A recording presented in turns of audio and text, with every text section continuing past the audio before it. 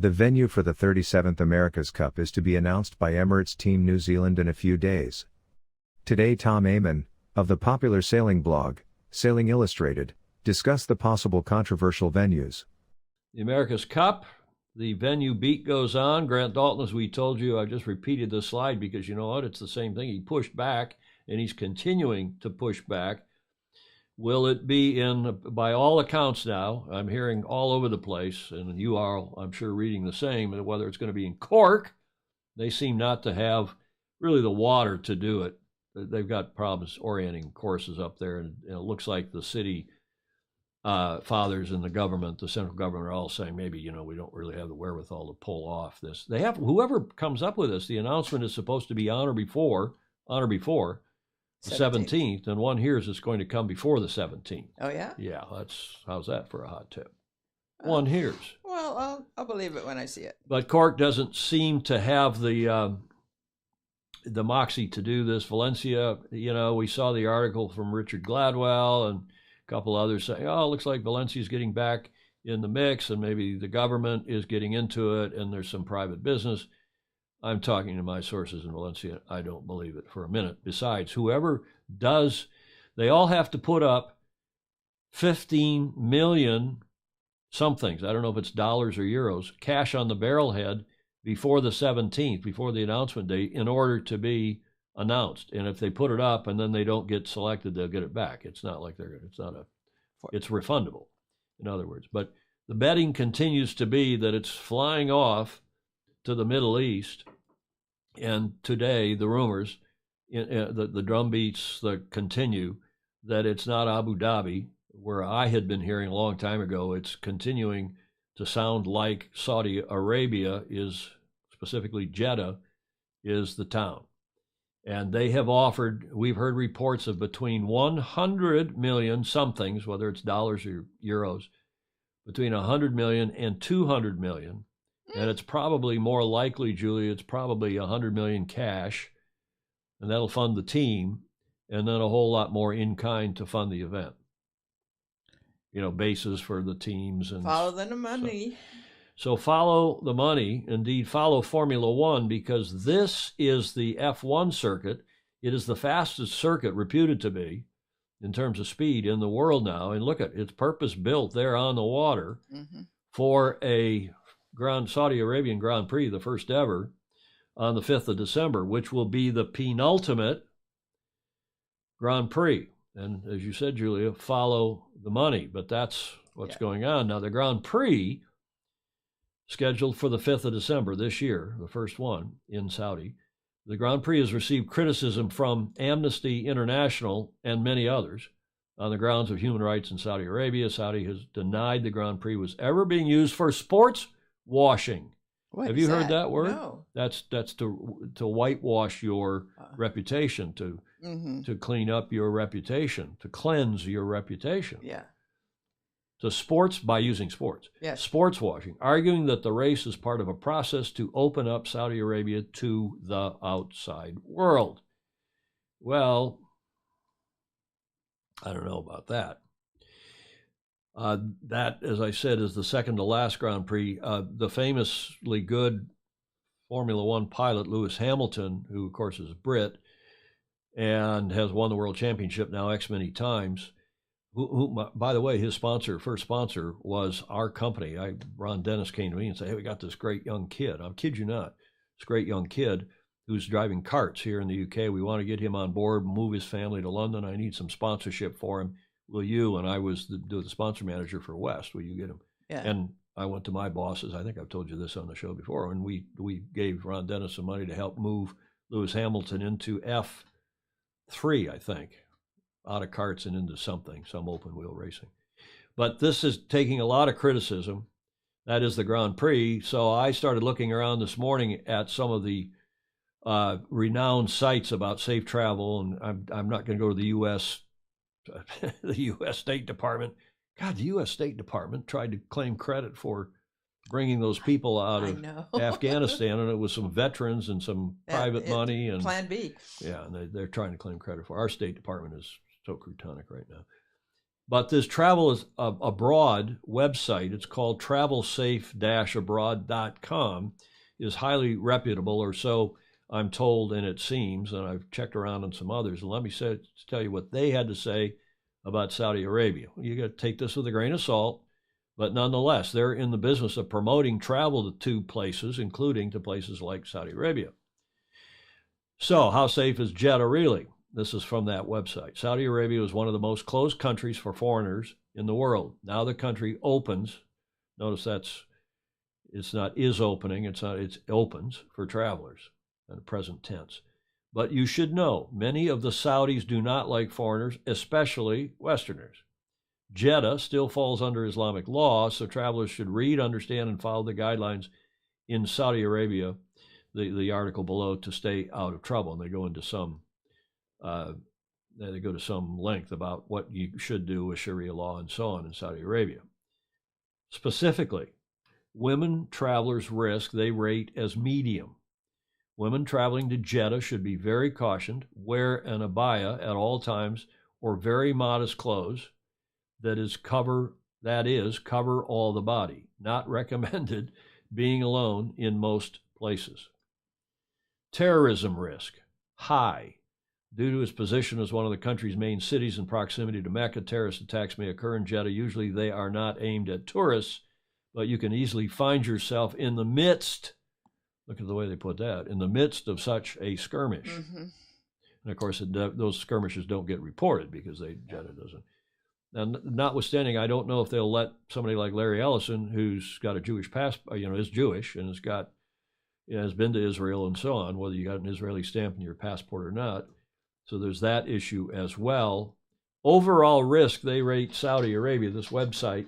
Jeddah is mainly safe, but you should respect local rules and discover information about the political situations before the visit. Disrespecting to local moral codes will be followed, as you all know, I'm sure, by severe punishments.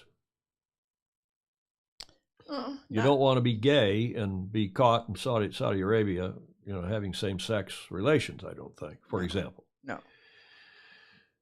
I can't believe that I think this is still a stalking horse. I hope it's a stalking horse. I hope this thing goes back to the Solent, although that seems to be off. I hope it goes back to Auckland or even Valencia. If Valencia can pull it off, Valencia would be okay.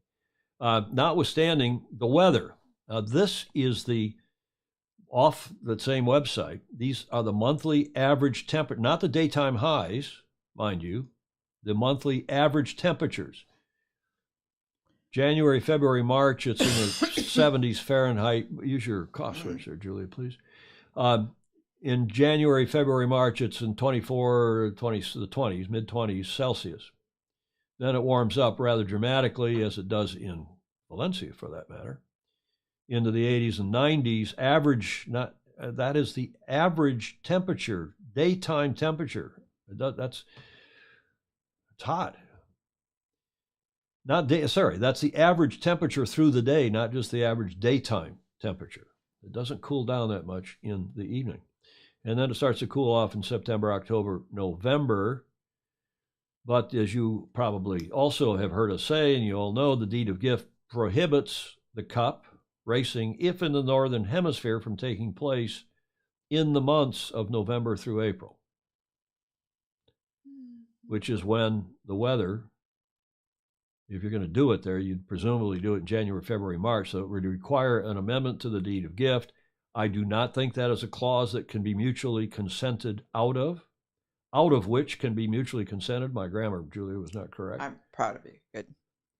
Because, in fact, when the Royal Perth Yacht Club wanted to host the event down under, they had to go to the court in New York and get the deed amended so that they could host it in their Southern Hemisphere summer, which they did in Royal Perth, and they hosted it in October, November, December, January, Feb. And likewise, New Zealand has been hosting it in December, January, Feb. Okay, I digress. Why wouldn't that pertain to because they're in the northern. Jeddah's in the Northern Hemisphere. Oh yeah. Good question. I mean, good. That's exactly the point. Yeah. Exactly right. So there's Jeddah. There's the waterfront, and there's not much breeze, but follow the money. $100 million apparently cash on offer, which would fund a team that apparently doesn't have any money to speak of anymore other than a few bucks that have been carried over from the last cup. That is Emirates Team New Zealand. Now, our good friend Richard Gladwell has written another article today on his esteem, and he's one of the great yachting journalists, but he's also a Kiwi fanboy. And that's not me, that's what all of you say about him, and he probably would tell you the same thing, although Richard might moderate that a bit. But Gladwell's line, clock running down fast for a late Kiwi hosting bid. And this, again, it sounds to me like everybody putting pressure on New Zealand to come to the party with some real money to get this thing working so that it can be held in New Zealand in 2024, not in Jeddah, not in Cork, not in Valencia. God forbid it's in Jeddah. So this is what Richard had to say. An 11th hour rogue bid to have this article today came out. An 11th hour rogue bid to have the 37th America's Cup hosted in New Zealand appears to be running out of time and fast. Like, come on, everybody, get with it. You're running out of time. The latest rendition of the Kiwi bid promoted by former Fay Richwhite staffer Mark Dunphy, notwithstanding the guy's apparently a very wealthy guy as the head of his own petroleum company, published in Business Desk on Monday, claimed the necessary $80 million of funding was available, quote, only if Dalton is kept away from the purse strings. Dunphy's reported perquisite is at odds with the management practice of successful America's Cup teams. Having a hands-on dynamic CEO with a financial sign-off, strong sailing, and America's Cup NUA is vital to a cup. He's the main man. It is not viable for the sailing and design teams to have to make business case type presentations pleading for money to a risk-averse management committee appointed by the money men with little or no America's Cup experience. And with that, no one can disagree, including me. I think Richard's absolutely, completely right. But that's not what this guy's saying. He's saying Grant should run the team, not run the event. And he started to back off and clarify and yada, yada. That's this guy Dunphy. Yeah. Richard goes on to say there is a substantial risk for Team New Zealand in accepting at the end of next week, meaning by on or before the 17th of September, a less than comprehensive and binding proposal from within New Zealand. Even the acceptance of a late bid from the incumbent venue, meaning Auckland, would likely be viewed askance by the other venues who have spent months on their proposals. No doubt. That's true. And it's accepting a late bid from a New Zealand syndicate, the RNZYS/ETNZ/Origin, meaning Origin Sports Group, who are doing this bidding process for ETNZ/Royal New Zealand Yacht Squadron. That, in accepting that a late bid from a New Zealand syndicate, meaning from Auckland, this evaluation team would be rejecting the other three hosting proposals received from the international venues, which have been signed off at a senior level by their respective governments. Well, I'm not quite sure that's true, but let's assume it is. Well, it's certainly not true in the case of Valencia. Without comprehensive and legally binding undertakings from a late New Zealand syndicate, the America's Cup defenders risk being left financially legless in trying to both run a regatta as well as trying to defend the America's Cup against super teams in the Challenger Group, as happened in the Kiwis' disastrous 2003 America's Cup defense. The announcement, Richard wraps up here, the announcement of the preferred venue is expected to be made on Friday, September 17th. Due to Auckland currently being in a level 4 COVID Delta lockdown, it is likely that some form of virtual announcement will be made. I think that's it.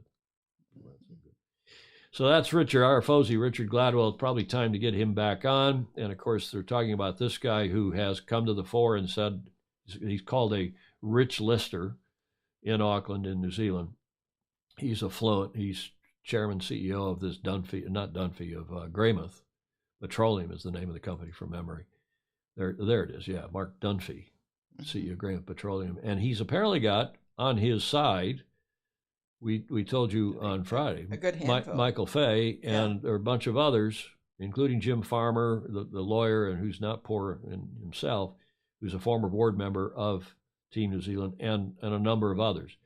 I cannot imagine that there isn't a way for the Kiwis to come together with sponsorship, as Daltz has done so well in the past, cobble together sponsorship to keep the team running, keep it strong, keep it competitively as well as financially viable, and run an event in New Zealand, which, by the way, is on that website I was showing you about travel abroad, lists New Zealand and Singapore and Switzerland as three of the safest and best countries to visit in the world. No surprise. So I'm hoping it's going back to Auckland, not to Jeddah, but that's just my personal view. Maybe I'm wrong. Tell me if you all disagree, if we're washed up. Julia. Stingray says America's Cup does not need to be associated with Jeddah. It's already under tremendous criticism for it. Say that again? America's Cup does not need to be associated with Jeddah. F1. Oh, true. And this is a bit off topic, but Tom, could you please outline to us why it costs so much money to host the America's Cup? Well, it really doesn't. I mean, in the Newport days, okay, things have grown beyond that, but it does not really have to cost that much. You have to put on a race committee. You have to have petroleum. You have to have boats, or whatever you're putting in the boats. Maybe they'll be electric pretty soon. You got to put on a race committee. But remember, it's only the match. You don't have to put on the defense or the challenger trials. You can let the defender put on the challenger trials, the challenger selection series, the CSS. All you really have to do is put on one silly week to 10 days to maybe 2 weeks silly sailboat race. First to win, tell me what, 7. Mm-hmm. First to win something. Right. So you have to have race committee and race committee boats. Do you have to have a village? Do you have to have parties? Do you have to have balls? No, you don't. You have to have a television show? Yes. That's easily done by saying, so-and-so, you come in, TV New Zealand, for example, or whomever be the host broadcaster. You take care of the television costs. You put on a great TV. And then you also then sell it to other rights holders around the world, either free to air or otherwise. Yeah. So, no, the answer is it's not an expensive regatta to hold unless you're trying to do a couple of things, until you're trying to make it into FIFA or the Super Bowl or tell me what, or you're trying to put a lot of money in somebody's pocket. Yeah. Because the more money you raise, the more money you can say, well, look, I raised this money. I got this deal. I'm the major domo. And people were critical of Dennis Conner when he said, well, I got to take 20 or 25% of these sponsorships that I raised, because if I had to go to a company to do it, that's what it would cost me. But I'm doing it myself, so I should be compensated. Mm-hmm. And at first, when Dennis, and we're going to talk about that in a minute, about the first sponsored America's Cup syndicate in this day in history. And when Dennis first started doing that, people said, oh, my God, Dennis is taking money from the sponsorship. Well, he was raising the money. And if Daltz has been raising the money for the sponsorship, he deserves to take a cut as well. And he's obviously paying himself, and he's well paid and so on. But to take a cut of the rights fee from a venue that's going to be $100+ million, excuse me. And I don't think that's going to, I for a whole lot of reasons, I don't think, Julia, it's going to stand the taste test. I hope it doesn't, because, as I said, there are all sorts of problems with going to Jeddah. Notwithstanding, this Saturday is 9/11. Yep. The 20th anniversary thereof. Yeah. Right? Right. And can you imagine a few days after that announcing that the America's Cup is going to go to Saudi Arabia, from whence those 9/11 attacks were planned and originated? Yeah. I can't imagine it, and I hope it doesn't happen. What do we say? It seems because of COVID, you run a defense within your country, too much uncertainty. Yep, CP Frederick in blue shorts. Okay, a lot of comments. The bill for fuel for chase boats is currently in the 5 figures per day. Okay, John Emmett, sure, it's a lot of money, and you got to have the boats. But there's lots of ways of skinning the cat and getting the expense down to something. It's the difference between redesigning a city to host the Olympics at some astronomical cost, which almost everybody's done except LA, and redesigning a marina or a whole venue. Making use of existing facilities. And just make exactly, and that's what London did too, and that's why the 2012 games were so successful. Yeah. They used basically existing facilities, and they had to build a few, and where they didn't, they also built temporary facilities, not out of bricks and mortar, but as they did in LA, they built them out of paper mache and temporary facilities that could be taken down, and they pinched, as Paul Henderson likes to say, every penny through a strainer. Yeah. And that's what you have to do. But that's when you've got Saudi Arabia building. You saw that Formula One track they built. Yes. Oh, it's gorgeous. It's gorgeous, and apparently it's fast. And they will also use it every year. Well, exactly. And they get eyeballs. Formula One gets, a huge number of eyeballs for each race, let alone for a given race. Right. I mean, for the whole season, let alone for a given race. It's a different thing. Okay, so enough about Jeddah. I don't know how the rest of you feel. Tell me if I'm wrong. Paris is going to be paper mache. Yeah, well, that's okay. Paris is going to be low cost, and they've got to stop spending billions and billions of dollars and then having these white elephants, these legacy venues that, look at what's happened in Athens. Look at what's happened in Rio. Look at, they're talking about dancing. May I suggest Candela speedboats? Tell me if I'm wrong. Does anybody disagree? Do you think we ought to? Somebody put in a strong argument for why we should be going, that it's opening the world up, that, we're post 9/11 now and we should be helping to westernize the Middle East and helping to understand better the Middle East by us going there. Tell me if I'm wrong. Somebody asked if they let women sail. Well, that's that's the best question. Are they going to let women sail? And if they are, they're going to have to sail in burqas, or are they going to have to in abayas, or what? Why it's a problem. Are you going to let Jews into the country? Of course not.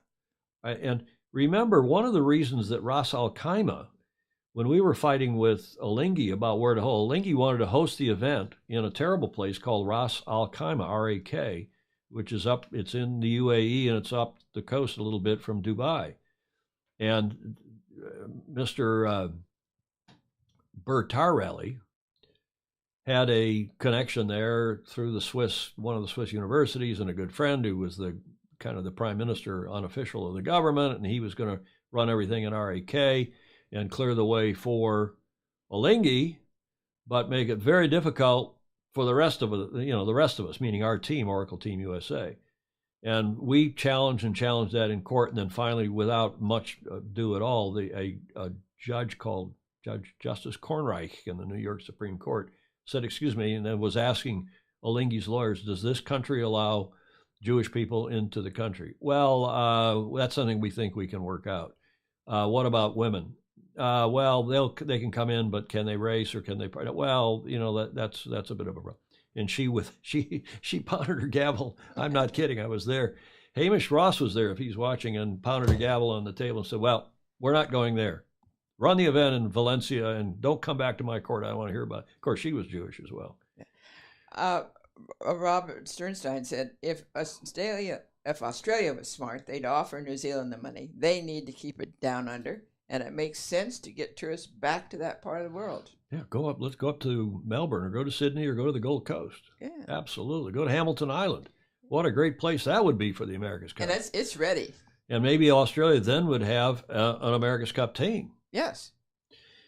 Jody Steels, Rob Sternstein, more chance of me dancing on Broadway. Okay, you just read Sternstein's comment. I mean, so Jody is responding to Sternstein saying it, come to Australia. Gosh darn. Any other comments? I saw one comment here. I thought, rogue bid, come on, RG. Okay, I don't know. And Frio was one of the best environments ever. Yes, Frio was one of the best environments ever. Yeah, Sternstein, I think this would be the biggest mistake the Cup would make. I truly think it would end any chance of non-sailors even following the Cup, let alone watch. Well, I'm not sure that's true. I think people would watch, and maybe it'll bring in a new crowd from the Middle East and from wherever else to watch it. But that's not our core sailing community, I don't think. Well, if they have the money, they could become it. Yeah, will there be a Saudi team? Sure. That's a good question. What else? Any other comments here? Stingray, 2 of the 19 September 11 terrorists were from RAK, the rest Saudi Arabia.